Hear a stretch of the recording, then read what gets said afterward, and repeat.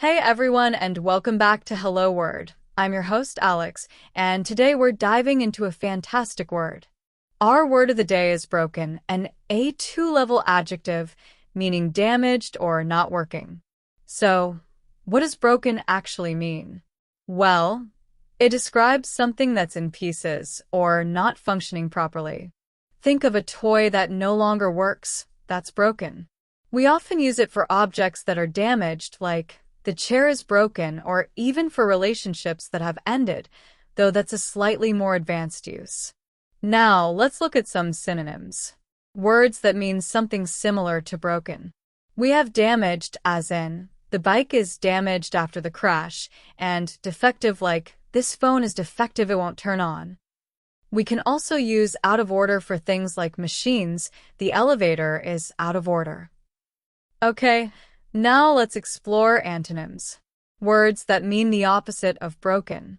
We have fixed, for example, the car is fixed now, and working like the printer is finally working. Another antonym is functional, like the new software is very functional. How do we use broken in everyday life? We might say, sorry, the vending machine is broken, or my heart is broken after the breakup, although this is a more emotional meaning.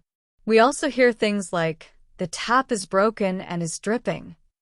Some other examples include, he had a broken leg, or the toy was broken and useless.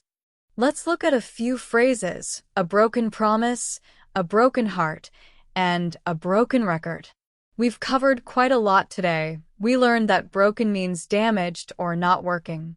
We saw it used in various contexts, and we looked at synonyms like damaged, defective, and out of order, and antonyms such as fixed, working, and functional. Thanks for joining me on Hello Word today. If you enjoyed this episode, please subscribe to the podcast and leave a review. Your support helps others find our show. And most importantly, try to create your own sentence using broken and share it in the comments below. See you next time.